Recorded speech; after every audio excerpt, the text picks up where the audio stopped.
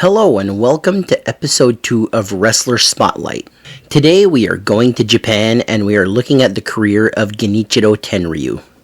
One of the most interesting wrestlers of the 80s and 90s and even in the early 2000s, Genichiro Tenryu did some things that changed the wrestling business forever. So let's get into the career of Genichiro Tenryu. He first got his start in sumo wrestling, breaking into sumo wrestling in January of 1964. The highest rank he ever got was Magashira 1. The sumo ranking system, in the top division, Magashira would be on the bottom. You would get Komusubi after that, Sekiwake, Ozeki, and the grand champion is Yokozuna. He would retire from sumo wrestling in September 1976, and at that point he would be recruited by Giant Baba to join All Japan Pro Wrestling. He would go on excursion to Amarillo, Texas, and he would train with the Funk Brothers, even having his first match in Amarillo versus Ted DiBiase. He would return to All Japan Pro Wrestling, and he would stay in the mid-card until he would get his big break in 1984. This big break would come because of unfortunate circumstances. Tenryu would win the NWA United National Heavyweight title, and this is the title he would be remembered for. The title that put Tenryu on the map, but the champion before Tenryu was David Von Erich, and the belt had been vacated because David Von Erich had passed away in Tokyo. Tenryu would hold the United National title for 2 years.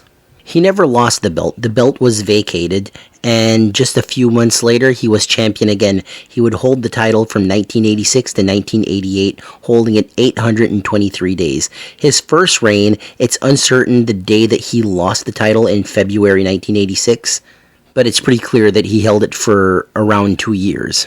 In 1984, he would also hold the NWA International Tag Team titles with Jumbo Tsuruta. This would be his partner and his enemy throughout his All Japan career. I think people will remember them more as rivals than tag team partners, but they did hold these tag team titles together. By the late 80s, Tsuruta and Tenryu were rivals, and Tenryu had started the Revolution stable. The members of the Revolution group would be Genichiro Tenryu as the leader, Ashura Hara, Toshiaki Kawada, Samson Fuyuki, this is the future Kodo Fuyuki of FMW, Tatsumi Kitahara, and Yoshinari Ogawa. As part of the Revolution's group, Tenryu and Ashura Hara would win the PWF World Tag Team titles one time. Tenryu would be the first to start unifying titles in All Japan to eventually create a Triple Crown. As the United National Heavyweight Champion, he would add the PWF Heavyweight title and would be known as the Double Champion. Later on that year, he would drop both his belts to Stan Hansen, and then Stan Hansen would go on to drop these two belts to the NWA International Heavyweight Champion, Jumbo Tsuruta, and Tsuruta would become the first ever All Japan Triple Crown Heavyweight Champion. Tenryu and Ashura Hara would win the All Japan World Tag Team titles once. This would be the unified tag team titles that unified the PWF tag team titles that they have held before and the NWA International Tag Team titles. On June 5th, 1989, Jumbo Tsuruta would make his first defense of the All Japan Triple Crown Heavyweight title against Genichiro Tenryu, and it would not go in Tsuruta's favor as Tenryu would become the second ever All Japan Triple Crown Heavyweight Champion. During that time period, as he was the Triple Crown Champion, he would also win the All Japan World Tag Team titles for a second time, this time with Stan Hansen. As the Triple Crown Champion, he would have 2 successful title defenses versus Yoshiaki Yatsu and Terry Gordy, but he would drop the All Japan Triple Crown Heavyweight title to Jumbo Tsuruta on October the 11th. He would add 2 more All Japan World Tag Team titles with tag team partner Stan Hansen, and would actually win the NWA World 6-Man Tag Team Championships with the Road Warriors. He would get his final shot at the All Japan Triple Crown Heavyweight title on April 19th, 1990 against Jumbo Tsuruta. He would lose that match, and that would be his last match in All Japan for over 10 years. Giant Baba would announce the departure of Genichiro Tenryu later that month. He left All Japan to become the spokesman for Megan Super, which was an eyeglasses company. But with a big star like Genichiro Tenryu, they decided, let's start up a new promotion called Super World of Sports. They had worked with Akira Maeda and UWF in November of 1989 when UWF had a Tokyo Dome show called U Cosmos. So Megan Super's big plan was, let's have the two biggest names that are not attached to New Japan or All Japan, Genichiro Tenryu and Akira Maeda. Now, if that would have happened, they would have had both wrestlers. There is no way that this company is failing.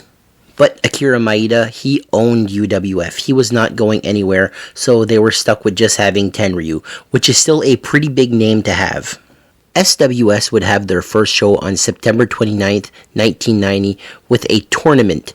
Not anything on the line, just a tournament. It was won by George Takano. Probably the main thing that SWS is remembered for is their partnership with the WWF.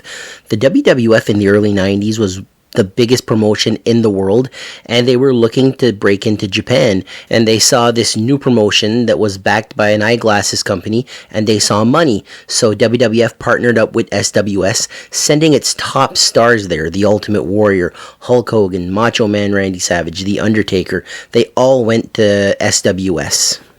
The SWS did not do very well, even with WWF stars on the show. They never had a world title. They had a light heavyweight title that was won by Naoki Sano. He was the one and only SWS light heavyweight champion, and he's also the only man to defend a title in SWS. Not counting the titles that were brought over by the WWF and defended there. They would also introduce SWS tag team titles. The first champions were Yoshiaki Yatsu and Haku. They would hold the titles for 62 days before dropping the titles to the Takano brothers, George and Shunji Takano. The Takanos would hold the titles for 1 day before losing the titles to the natural disasters, Earthquake and Typhoon. They would also just hold the titles for 1 day before dropping the titles to Haku and Yoshiaki Yatsu, who would hold the titles for 62 days before the company would fold. Tenryu's role in SWS was really as the main event draw. No titles needed. I am sure they were going to make a world title for him, but it never got to that point before the company folded. The company would officially close its doors in 1992, and later on that year, Tenryu would be on the go once again, creating another promotion called War, Wrestle and Romance. War would be around a lot longer than SWS and have a lot more success. They would also be one of those companies that think outside the box. War's main championship would be the War World Six-Man Tag Team titles. Thinking outside the box, everybody has a singles title as their top title. We have a six-man tag team title. For a few years, the War World Six-Man Tag Team titles was really Fuyuki Gun's title. That would be Kodo Fuyuki, Jado, and Gedo. They would hold the titles 5 times together. War would also have a very healthy junior heavyweight division, bringing in the War International Junior Heavyweight title and the War International Junior Heavyweight Tag Team title. Tenryu wouldn't be a champion too often in War, winning the War World Six-Man Tag Team titles only twice. He would be the main event draw, as he usually would be. He would also work with FMW and Atsushi Onita in 1994, main eventing a show at Kawasaki Stadium versus Onita, in which if Onita lost, Onita would have to retire. Tenryu won, and Onita had 1 year to hang up the boots. Onita would indeed retire 1 year later, for a little while anyway, in his final match versus Hayabusa. As the 90s rolled along, one thing that had avoided Tenryu is a singles championship, and in 1998, War would retire the War World Six-Man Tag Team titles, and they would introduce the J1 Heavyweight title, which would be won by Genichiro Tenryu, his first singles title since losing the Triple Crown title in 1989. He would be the only J1 heavyweight champion, and the title would be vacated later on in 1998. Tenryu had started working dates with New Japan Pro Wrestling, even teaming up with Shiro Koshinaka to win the IWGP Tag Team titles.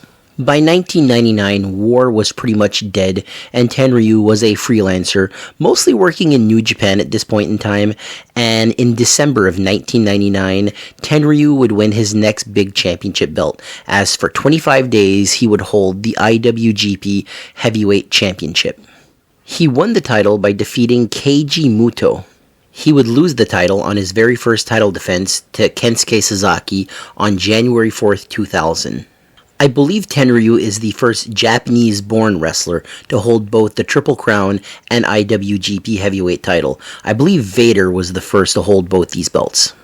When Tenryu left All Japan in 1990, Giant Baba said he would never be welcome back, and he never was. But in 1999, in January, Giant Baba would sadly pass away, and later on that year, most of the roster and the crew would leave to form Pro Wrestling Noah with Mitsuharu Misawa. The only two wrestlers that wouldn't join Pro Wrestling Noah would be Masanobu Fuchi and Toshiaki Kawada. Giant Baba's widow was in charge, and she made the call, and she reached out to Tenryu. Tenryu was coming home after 10 years away from All Japan Pro Wrestling. She would also reach out to New Japan Pro Wrestling for some help, and that would end up backfiring on New Japan as Keiji Muto would sign with All Japan full-time. On October 28, 2000, Tenryu would win the All Japan Triple Crown Heavyweight title for the first time since losing it in 1989. He won the vacant title from his former protege, Toshiaki Kawada. He would have one successful title defense against Taiyo Kea before losing the title to Keiji Muto. He would also win the All Japan World Tag Team titles with Yoji Anjo. He would then win the Triple Crown title for a third and final time. He would defeat Keiji Muto for the title, successfully defend it once versus Satoshi Kojima, and then lose the title to Keiji Muto's alter ego, the Great Muta. In 2004, he would win the All-Asia Tag Team titles with Masanobu Fuchi. Surprisingly, this is the first time Tenryu won the All-Asia Tag Team titles. Around this time, Tenryu would also start working with Fighting of World Japan Pro Wrestling. This was Riki Choshu's new promotion after he left New Japan Pro Wrestling. Tenryu and Riki Choshu, former rivals in All Japan Pro Wrestling when Tenryu had left New Japan, were crowned the first ever WMG Tag Team Champions in World Japan. World Japan would be an absolute failure. Choshu would spend all the money and not pay his wrestlers. He would even start the World 1 dojo, and one of the students would actually pass away while training. Not even 2 years after starting, World 1 was folding. In the mid to late 2000s, Tenryu would start working with Hustle. Hustle was very much sports entertainment, comedy style wrestling. Genichiro Tenryu and Tado Yatsuda would be crowned the first ever Hustle Super Tag Team Champions. By the early 2010s, Tenryu decided he wanted to bring War back, but under a different name, so he brought it back as Tenryu Project. Even bringing back the War World 6-Man Tag Team titles, now known as the Tenryu Project 6-Man Tag Team titles, the International Junior Heavyweight title, and the International Junior Heavyweight Tag Team titles also made returns. Tenryu at this point was winding down his career, and in 2015 decided he wanted his retirement match to be against the ace of New Japan, Kazuchika Okada. They had their match, Okada won, as he should, and that's it for Tenryu. He was retired, and he still runs Tenryu Project to this very day. I believe Tenryu Project works a lot with All Japan Pro Wrestling because I noticed a lot of the Tenryu Project 6-Man Tag Team Champions were like Suwama and guys from All Japan. Also, they changed the 6-Man Tag Team titles name to the Tenryu Project War 6-Man Tag Team titles, so they have brought the War name back, and I really like that. War was an awesome promotion, and the War World 6-Man Tag Team titles was a very important title belt in the 90s for Japanese wrestling. If I had to pick a championship belt that Tenryu should be remembered for, it is the NWA United National Heavyweight title. And just to prove my point, Tenryu Project introduced a new set of tag team titles shaped like the United National titles, and they are known as the Tenryu Project United National Tag Team Championships. And with that, that's the end of this episode, the entire career of Genichiro Tenryu. He's always someone that I found very interesting in wrestling because he had everything in All Japan. He was a Triple Crown champion, had won the United National title twice. He had everything and he just left. But in leaving, his star did not fade. He would be a big star in SWS. In War, he would be a star in New Japan. He would make a few Royal Rumble appearances and WrestleMania appearances in the WWF. So Tenryu a great career. So I hope you enjoyed this episode. If you like this episode, leave a comment, leave a like. Please subscribe to the Maritime Warrior, would really help me out. And thank you for listening, and have a great day.